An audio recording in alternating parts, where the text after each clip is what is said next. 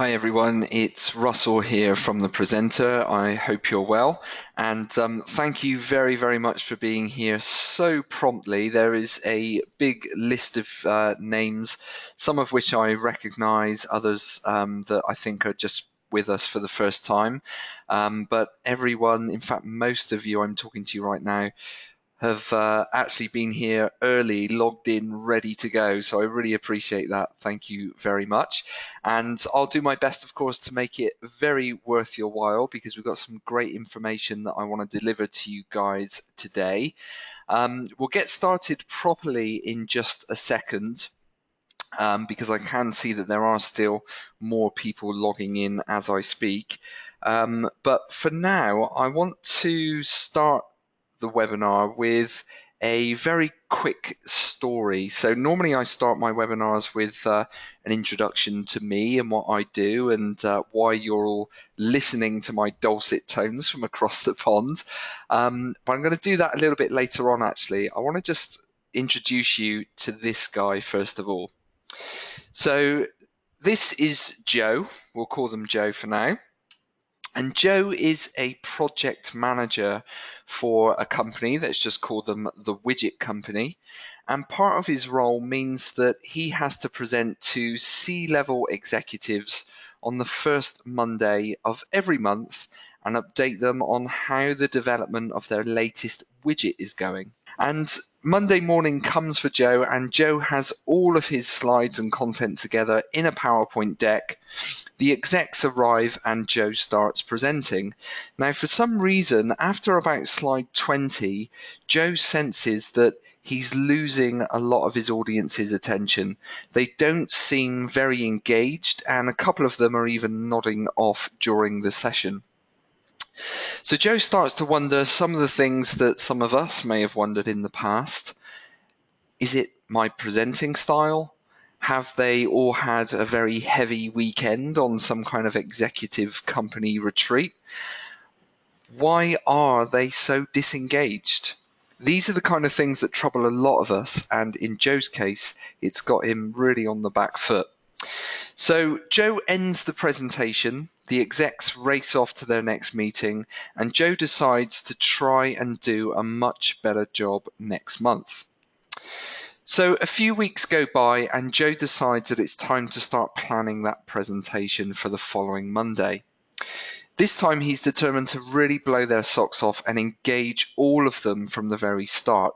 So he decides to try a slightly different approach rather than his usual approach, which is, like most of us, to just open our laptops, fire up PowerPoint or Prezi and start throwing content at it. Joe decides to do something a little bit different and thinks to himself about what a good theme might be that could really engage the audience. Of course, the audience being the C-level executives that he's due to present to again. So he grabs a pen and paper, which is something very different for Joe when he's starting a presentation, and he starts to think about his audience themselves. What are some of the things that they like or dislike? And he starts to really explore some themes that might be good for him to use when he's delivering his content to them. And during his brainstorm or his mind mapping, he realizes that a few of them in the previous session were actually goading each other about the up and coming Super Bowl final. And of course, that's it. He stumbles across that theme and decides to go with it. All of, or most of the C-level execs he's presenting to are really, really big sports fans. And a few of them support opposing teams that are playing each other in this year's Super Bowl final. That Super Bowl final is actually the day before Joe's next presentation. So, of course, it's a perfect thing, a perfect theme to use for Joe's presentation. So, with the theme nailed down, Joe decides to then open his laptop, do a quick search for Super Bowl and American football and things like that. He spends about an hour or so writing a script, which is a little bit like a story, and we'll come on to that a bit later on in the session. but it's more just so that he understands how he's going to present the content and the data in a football-related way. He then also does a bit of a Google search and goes to places like Shutterstock and Getty Images, which are big image libraries online, does a quick search for the term Super Bowl and grabs lots of imagery and video for him to use. So the time comes and Joe delivers that next presentation the day after the Super Bowl final, and everyone is super engaged right from the very start. He also gets a round of applause from the executives, and everyone is talking about his presentation for days to come. And more importantly, they all remember the content and the data that Joe delivered to them. And of course, that was Joe's key objective. He didn't just want to make things fun and engage people. He wanted to make sure that they really remembered the content he's delivering to them.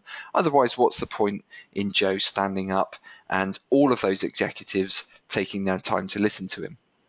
So Joe had a really successful presentation by just using a simple theme and thinking about the audience.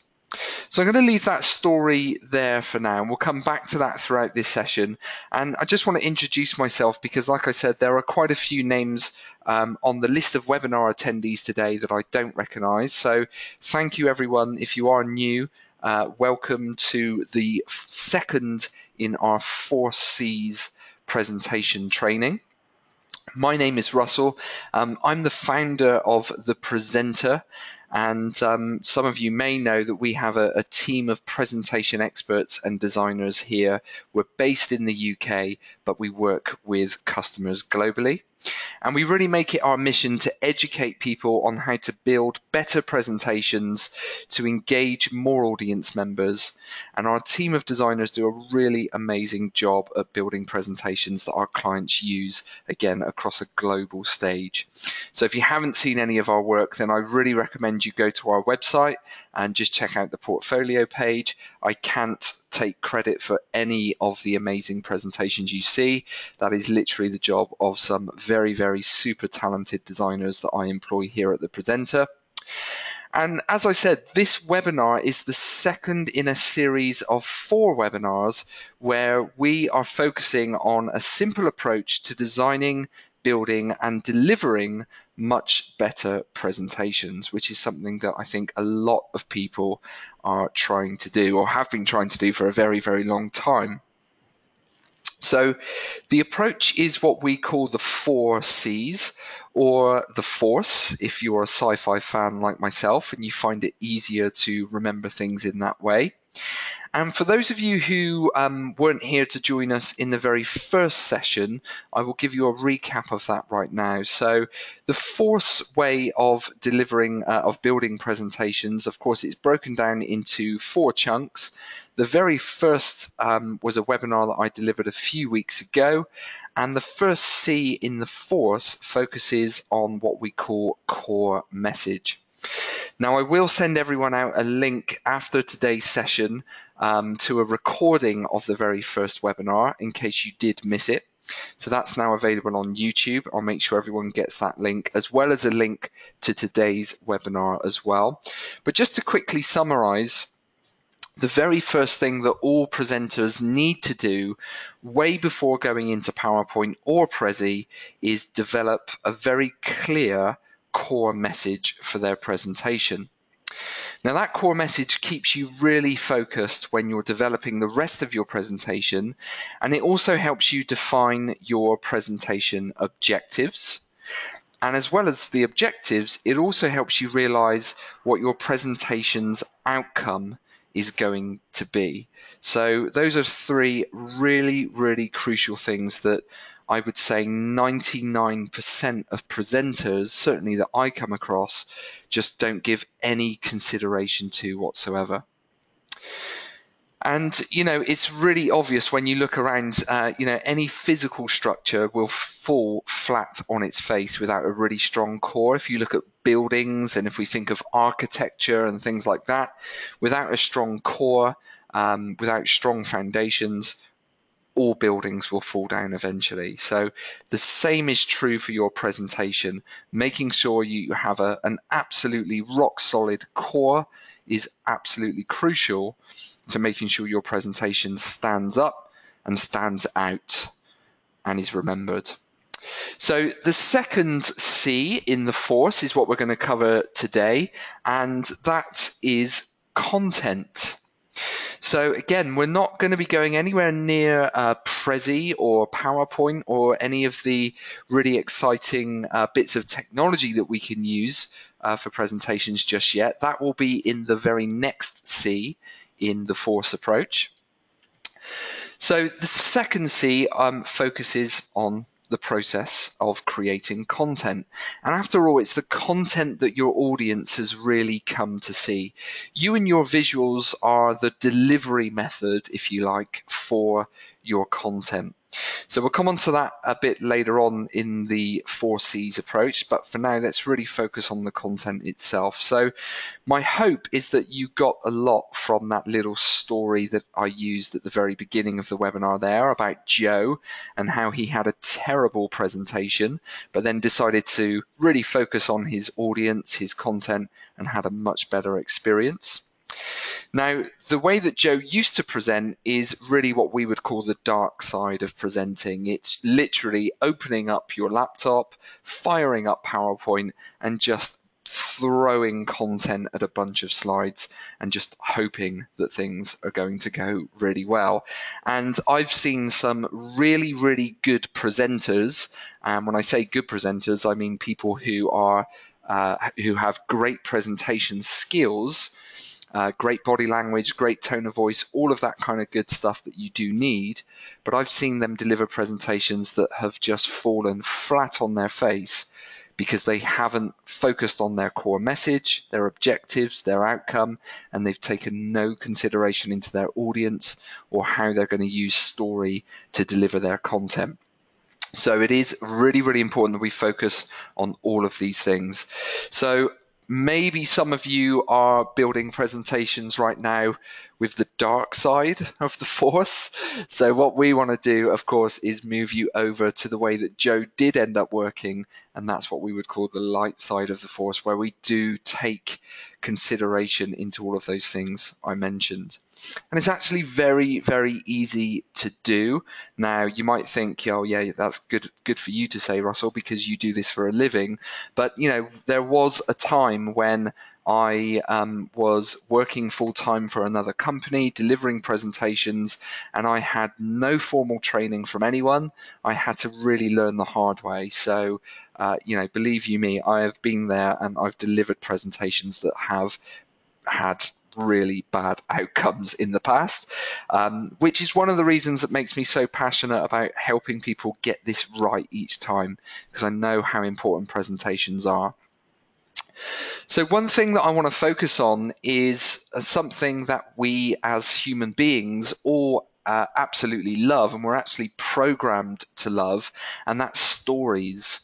So as human beings, we're all programmed to think in stories. We use stories as a way of explaining past events, as a way of looking into the future. And as a collective, we pay billions and billions of dollars every year to listen to stories through systems like Netflix, trips to the cinema, computer games, and so on and so on. Our brains love stories so much that we actually try to detect the patterns of story even when they don't really exist. So, you know, I have this really ridiculous fear of spiders. I know it's a ridiculous fear because I'm a grown man and spiders are not going to hurt me. But somewhere along the lines, I've either heard a story or seen a story or just made up my own story about how spiders could probably, you know, kill me. And it's ridiculous, I know, but that's the story that my brain decided to latch onto, and I'm slowly trying to get rid of it. So if we want our audiences to engage with our content and remember more, then why aren't we using stories in our presentations. It's kind of crazy that we don't consider, and I don't want to tar everyone with this same brush here, but most people I come across who are quite experienced presenters, they don't seem to consider their presentations as a story. A lot of people consider their presentations as just a means to an end. I have to stand up in front of my bosses and I'm going to slap some PowerPoints on a slide so that they feel good that I've done what was asked of me. But actually, if we really, really think about it, a presentation, if you want it to be remembered, and that should be the aim of every presentation you ever build, if you really want that to happen, then we all remember stories, especially good, engaging stories and fun stories. So let's start thinking about our presentations as stories. We, for some reason, have fallen into this trap, thinking that presentations are just a bunch of slides with bullet points, and they're really not. So I've got a quick question for you, and I'm going to bring this up on screen in just a second because I just want to test the waters here. Let's launch this poll. So you should see this on your screens in just a second. I just want to find out how many of you try wrapping your content in story at the moment. So this is just a yes, no answer. And I'd be really grateful if you could let me know. And I can see the results coming in now. So it's pretty much the same as the previous group that I delivered this webinar to last week. So that's extremely interesting for me. So it's a pretty much a 50-50 split. And if any of you have ticked the yes box because you think that everyone will see your answer, please don't worry. All of the answers are completely private, so we're not going to point the finger at anyone saying, "Oh, you don't use story and I do." So please don't worry about that. But it is a 50-50 split, and that's really, really interesting. I think that a lot of people do appreciate the power of stories, but not enough people really try to embed them into their presentations. So thank you very much for answering that. And that's another nice way of me just knowing that I'm not talking to myself here over in the UK and that technology is working for me today. We've got a lot of snow here in the UK this week, so our whole world is coming to a grinding halt because we just can't deal with things like that like other countries can. But we're still up and running, people. We're still good to go. Okay, so thank you for answering that question. I'm going to ask you a few more questions throughout the session as well. And by the way, I should say, if you've got any questions for me, then you can drop them into the questions panel, which is located in the GoToWebinar control panel. So you can put those in now and I'll answer them at the end, or you can just wait to the end of the session to ask me questions. That's absolutely fine. I want to move on to stories, and I think it's one thing for me to say, oh yes, everyone should be adding story to their presentations, but actually not many people know the different types of story plot. And sometimes when you think about, how do I learn about story and how do I add that into my presentations, that can seem quite daunting. But actually it's very, very simple. So I'm going to introduce you now to 7 basic story plots. And I think that pretty much all of you will be able to take at least 2 or 3 or maybe even all of these different plots and apply them to presentations that you've maybe delivered in the past or ones that you've got coming up. Now, one of the things that I do want to mention is that if you want to have a lot more information about this, then I would definitely recommend that you go out and buy the 7 basic plots written by a guy called Christopher Booker.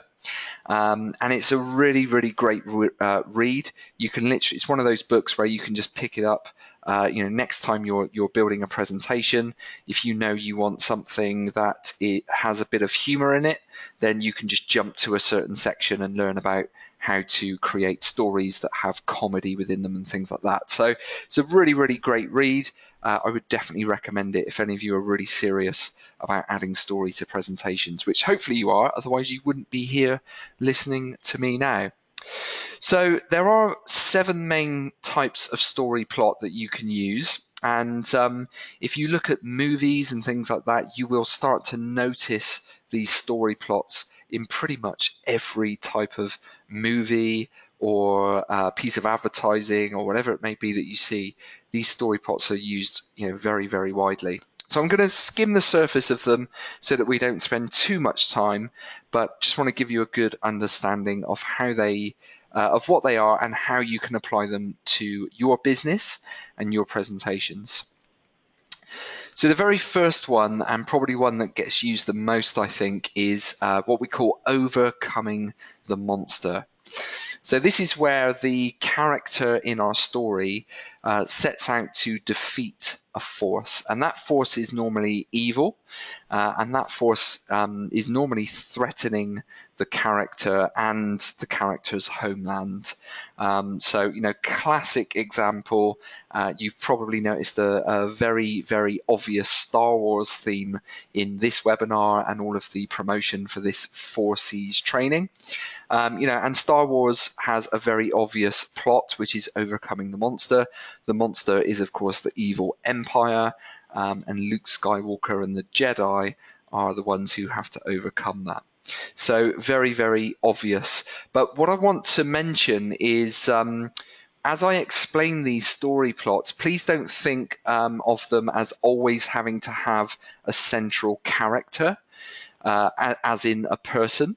I mean, you can do that, of course, if you want to, but what you can also do as business presenters is replace the character or replace the person with one of your own products.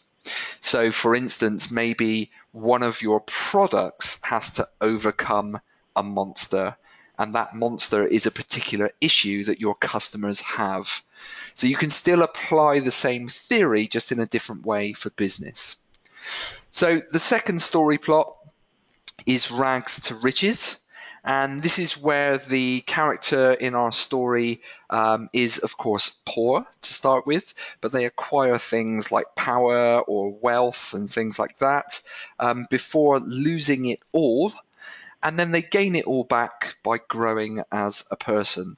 So, again, there are tons of stories like that. I mean, you could probably link that to Star Wars as well, because Luke Skywalker, for those of you who are a complete Star Wars nerd like me, will know he loses everything at the beginning.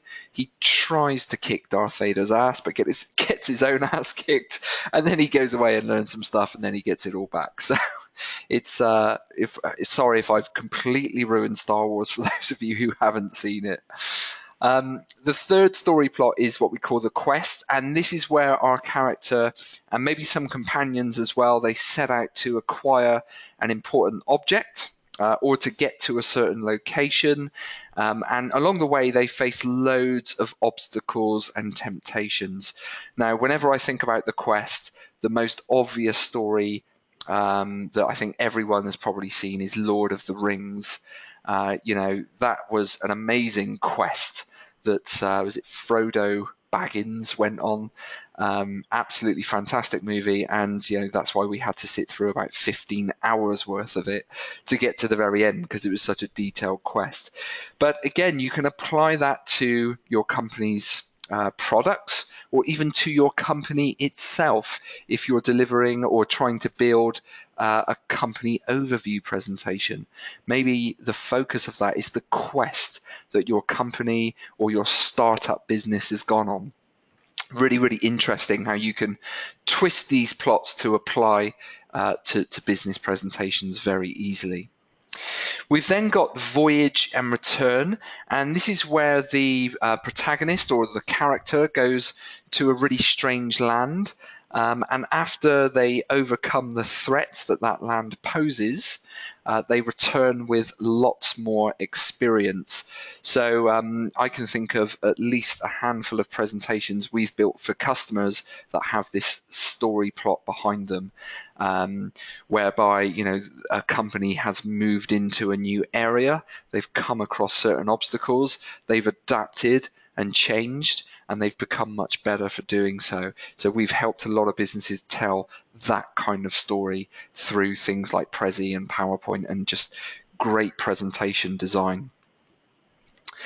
Then we've got comedy. So this is where we keep things light and humorous, sort of happy and cheerful ending to these types of story plots as well. And it can be quite a dramatic thing as well, where the central motif is kind of a triumph over the adverse circumstances that there might be. And it normally results in a really successful or a happy conclusion. So, I always try and add humor into my presentations. And when I say add humor and comedy, I don't mean I try to be a comedian, because I don't think I'm qualified or funny enough to do that. And I think that would just come across as me being very false. And it would also make me feel very uncomfortable as a presenter. But I do try to drop in little bits of humor where I can. I think that's really important, especially in today's kind of business world where everyone's so time poor and everyone's so focused and things like that. Dropping in a little bit of humor into their day really can help them engage with you for sure. So the complete opposite of that, we've got tragedy. So this is where the hero or the major character, or the hero has one major character flaw, or they make a really big mistake, which is ultimately their undoing. So their unfortunate end evokes pity at the folly at their folly and the fall of a fundamentally good character. So essentially, it's a pretty sad story. So there are lots and lots of stories like that, and we don't come across many presentations. I hand on heart would have to say that in my 6 years of running this presentation design business, we've probably only built I would say 4 or 5 presentations that are focused around tragedy, because let's face it, we want to keep things upbeat as much as possible. So I would say be careful when you use that. Only use it when it's right to do so. But it's one of those story plots that is there and again can be applied to business presentations. Now, rebirth. This is the final one that I want to mention. This is a really, really good one. And this is where during the course of your presentation, some kind of important event forces your main character or your main product, again, to really change their ways and make them a better person or, again, / better product. So this is one where I think we again build lots and lots of presentations like this, where a company is launching not a new product but the latest version of a product, and it's based on all of the improvements are based upon things that they've found in the past, customer feedback and things like that. All of those forces have all of those events that I would say have forced them to improve, and the product is reborn, or again the company is reborn. So always putting this into a business sort of mindset. So I don't want to go any further with those, because we could spend an entire afternoon talking about all of those different story plots in huge detail. But hopefully from just skimming over the surface of those, you've got a really good understanding as to what story plots you might be able to use for your business or a presentation that you've got coming up. And one of the things that I've been saying to everyone that enlists on these webinars is, after seeing the content from me, if you do still struggle to use some of this, then do just reach out to me. I'm not going to drop you an invoice if you simply just ask me a question like, which story plot do you think I should use for XYZ.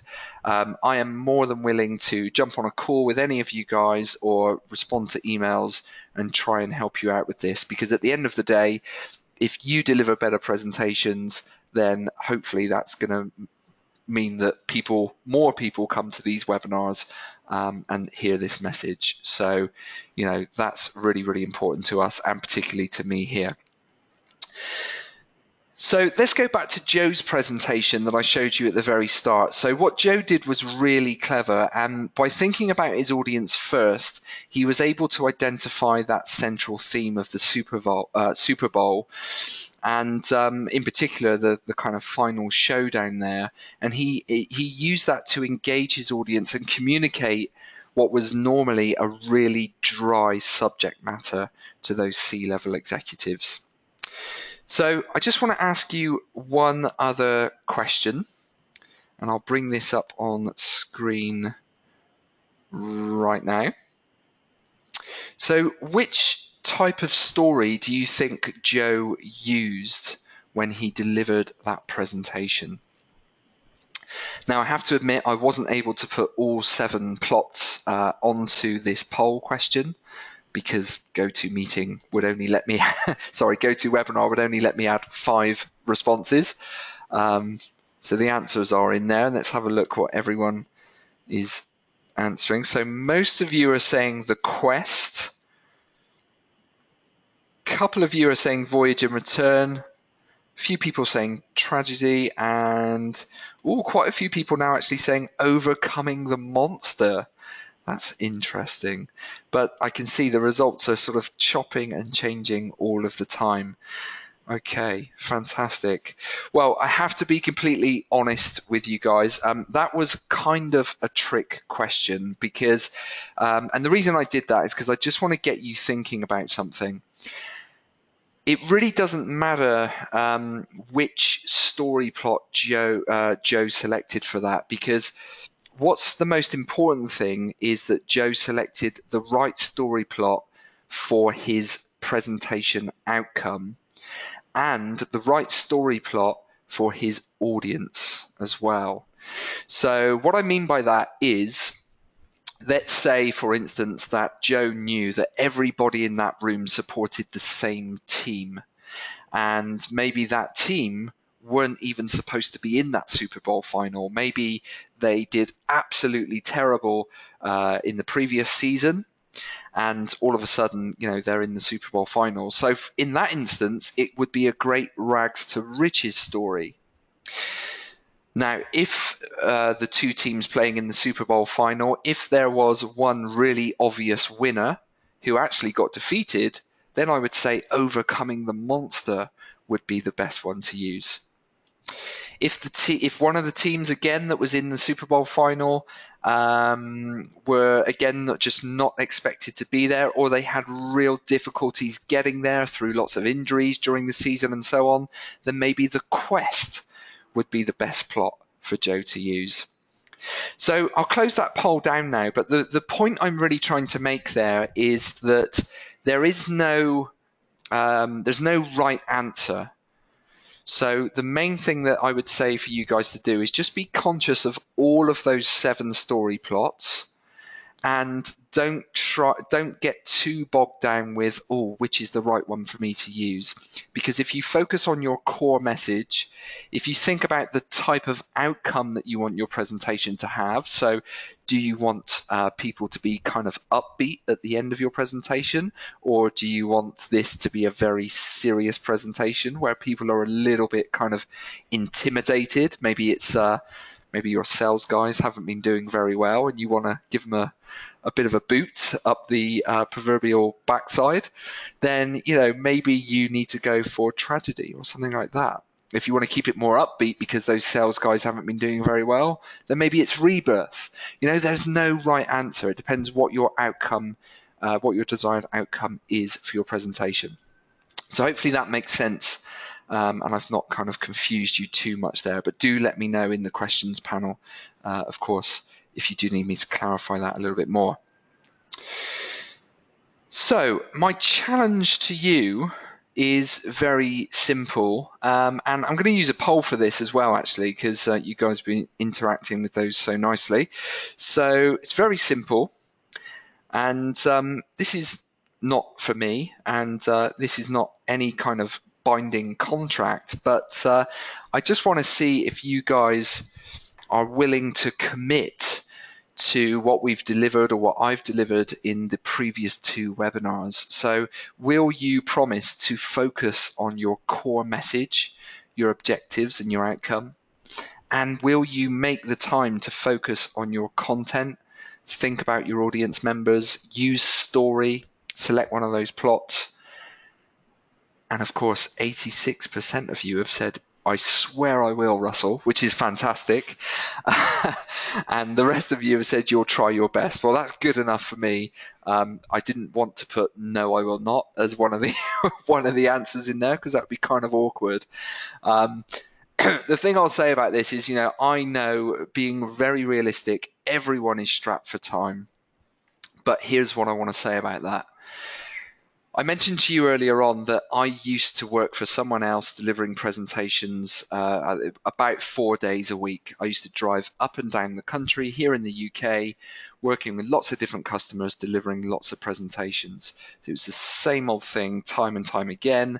I was so poor on time that I would just open PowerPoint before a presentation, throw some slides together from previous slide decks that I had, and I did a fairly good job, but it was never really hitting the mark. It was never 100%. There was always things that people just couldn't engage with. I would lose people's attention throughout. I was just kind of going at it the way that I could. But when I took the time to really focus on these things that I've taught you guys over the last few weeks, my results dramatically changed. Now, of course, I also started to use things like Prezi as well, and we'll talk more about that in the next webinar. But when I took an hour, which is not much time really, considering the payoff that you can get from a lot of your presentations, especially if they're sales presentations, but just taking an hour to think about your core message, do some mind mapping and some brainstorming, think about story, maybe write a little bit of a script just to help you think about how you're going to verbalize this.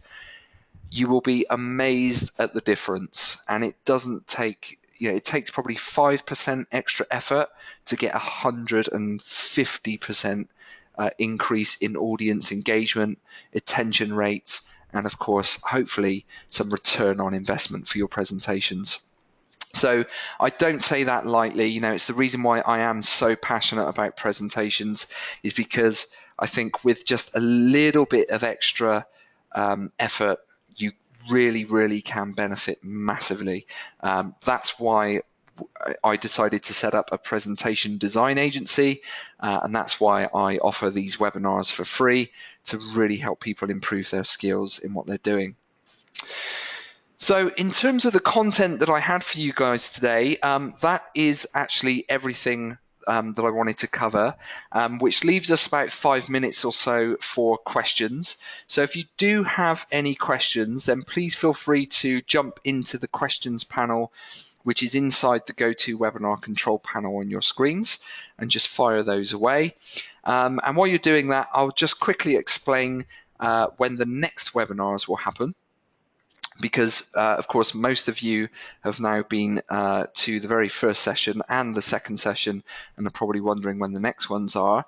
So we've actually got so much in the diary here at the presenter that the next webinar, so the third C in our FORCE process, is going to be delivered on May the 9th.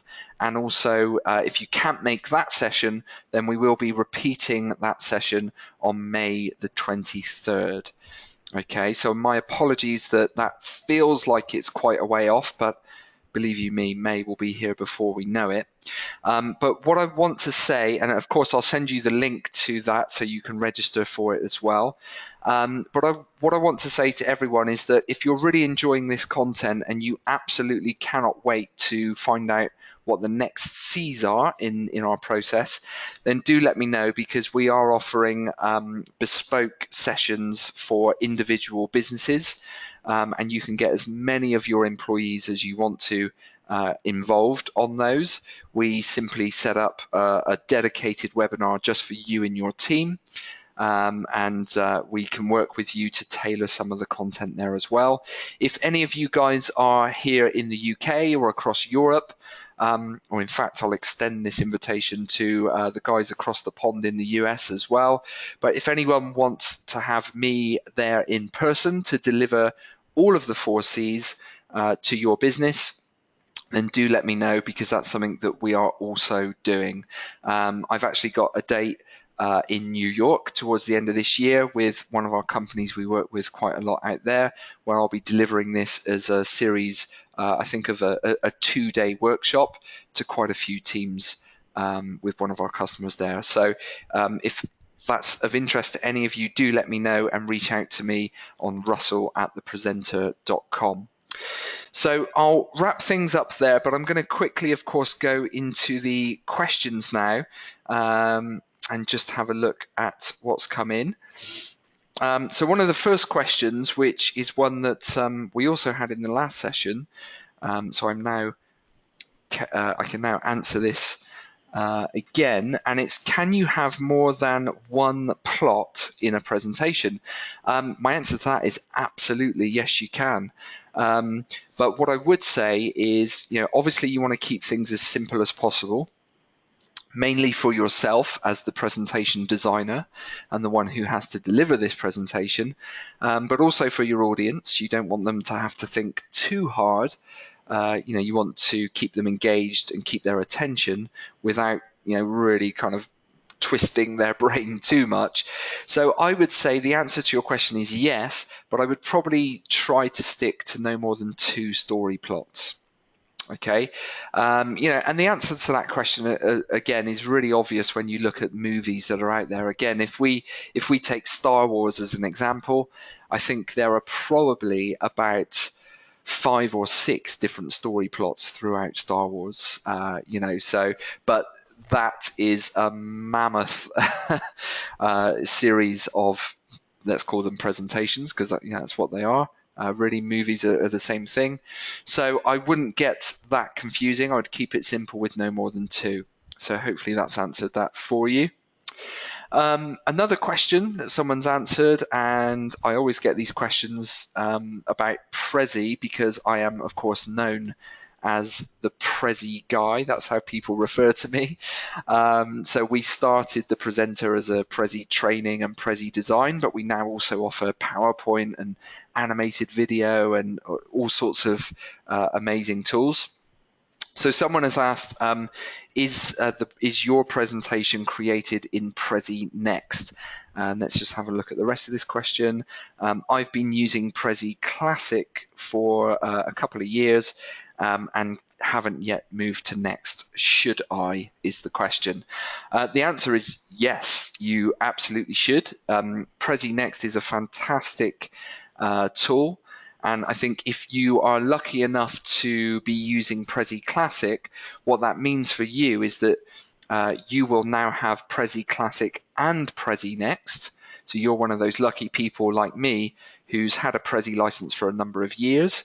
So that means you get access to the old version and the new version.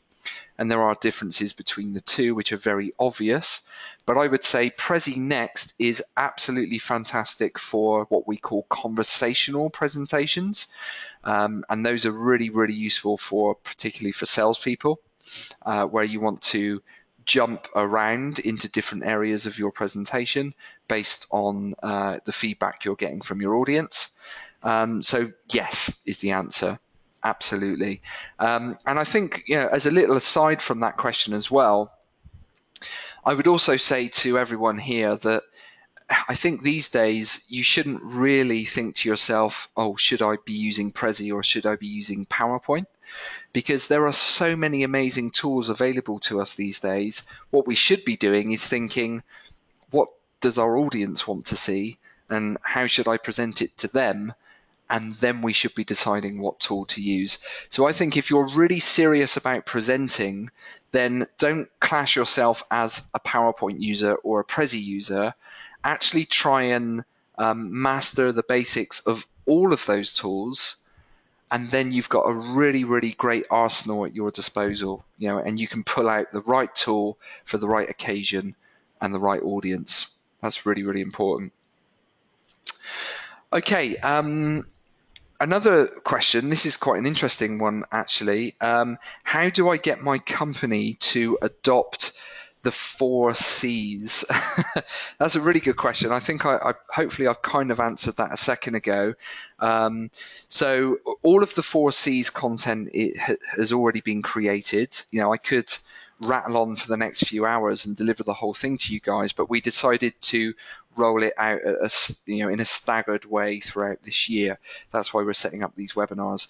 But again, if you want to, you can request that I come on site to deliver the training to you and your teams, or we can set up online training for you and your teams if they are spread all across the globe, and we can give all of that to you in one session. Of course, there will be a price attached to that because we do go into a lot more detail than what we deliver just in these webinars.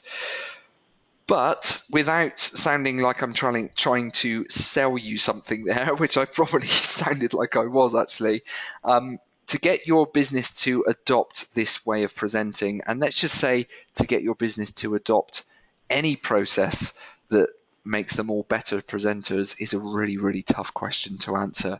I think there's a lot of investigation that we would need to do. And in fact, one of the things that we're doing with a couple of companies here in the UK is we're actually getting every employee who delivers presentations to send out almost like a Google document, like a Google questionnaire, to all of their attendees. We're then collecting all of that data in. So we're doing that for over the space of about 6 months. Then we're collecting all of that data in so that we can highlight where all of the pain points are, where presentations are failing. And then we're delivering bespoke training to those businesses. So I think to answer your question in general, how do you make your business better presenters and get them to adopt something like this way of working? I think first you have to build the pain, and that's what we're doing with those companies. So we're making people aware, even though most people know, oh yes, our presentations aren't that great. I think once they see the data from attendees that have actually sat through their presentations, that's when the C-level execs and the people that hold the purse strings will actually say, right, let's put something in place to make everyone a fantastic presenter at this business. So that's kind of a long-winded answer, but hopefully that's given you what you need there as well. So that's all we have time for today. I don't want to take up too much more of your time. If there are any questions that maybe you didn't think of right now, but you want to ask, then please feel free to just drop me an email. Like I said, I'm going to be messaging everyone later on this afternoon in the next couple of hours or so.